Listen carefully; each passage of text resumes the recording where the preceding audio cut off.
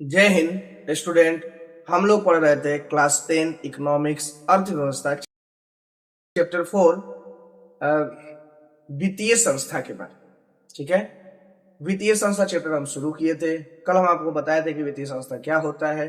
वित्तीय संस्था का सीधा संबंध आपको बैंक से है, यानी वैसी संस्था जो लोगों के लिए वित्त की व्यवस्था करे, किसी व्यापार के लिए, किसी उद्यम के लिए, कृषि के लिए जो वित्त का व्यवस्था करता है, यानी कि जो लोन का व्यवस्था करता है, वैसी संस्था को हम वित्तीय संस्था। ठीक है, अब कल इसके बारे में पढ़ चुके थे। आज जो है हमको पढ़ना है राष्ट्रीय वित्तीय संस्था। ठीक है, आइए देखते हैं क्या होता है राष्ट्रीय वित्तीय संस्था। अंत तक हमारे साथ बने रहिएगा, बिल्कुल इंटरेस्टिंग वे में पढ़ाएंगे, मजा आएगा आपको। आइए देखते हैं राष्ट्रीय वित्तीय संस्थाएं आखिर होती क्या है। देखिए, राष्ट्रीय वित्तीय संस्था किसको बोले तो सबसे पहले डिफिनेशन लिखते हैं। वैसी वित्तीय संस्था, वैसी वित्तीय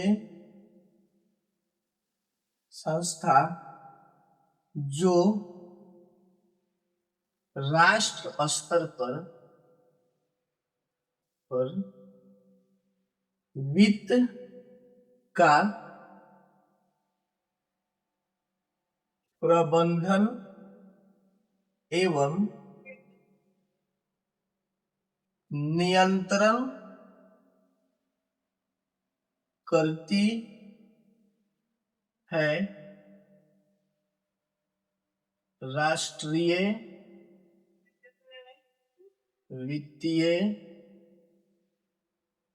संस्था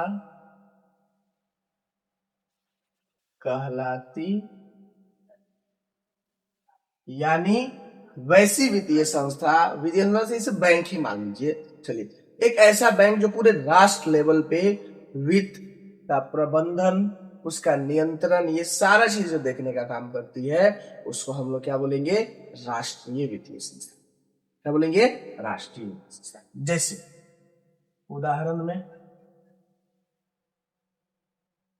RBI, reserve bank of India, SBI, state bank of India इत्यादि, ये सब वित्तीय संस्था क्या है, राष्ट्रीय वित्तीय संस्था।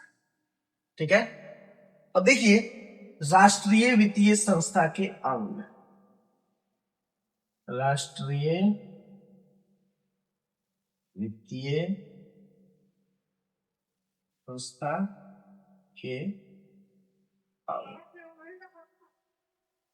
देखिए इसके दो अंग होते हैं। पहला होता है भारतीय मुद्रा बाजार, फर्स्ट वन को बोलते हैं भारतीय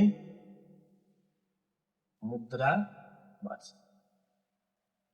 अब देखिए भारतीय मुद्रा बाजार क्या होता है, तो ऐसी वित्तीय संस्था या ऐसा बाजार, ऐसी वित्तीय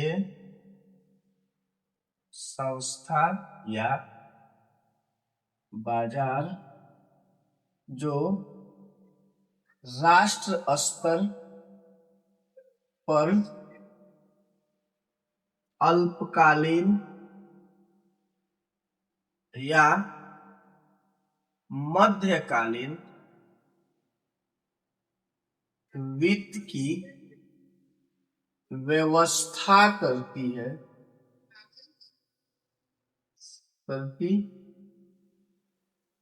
देखिए भारतीय मुद्रा बाजार क्या होगा, जो आपको राष्ट्र स्तर पर क्या है, अल्पकालीन या मध्यकालीन। अल्पकालीन मतलब कुछ समय के लिए, मध्यकालीन मतलब थोड़ा सा मीडियम समय। जैसे मान लीजिए कि आप किससे लोन लेते हैं, तो लोन आपने कभी 1 साल 2 साल कैसे लोन लिया, या 4 साल 5 साल के लिए, और एक लोन होता है लंबे समय के लिए, 10-10 साल, 15-15 साल, 20-20 साल के लिए।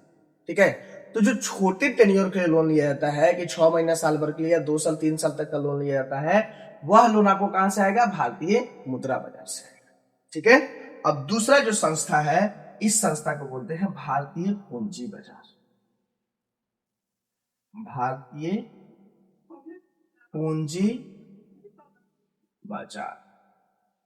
अब ये क्या करता है, तो देखिए ये भी एक वित्तीय संस्था है, तो ऐसी वित्तीय संस्था या बाजार जो दीर्घकालीन वित्त का प्रबंध करता है, भारतीय पूंजी बाजार कहा जाता है। पूंजी बाजार कहलाता है।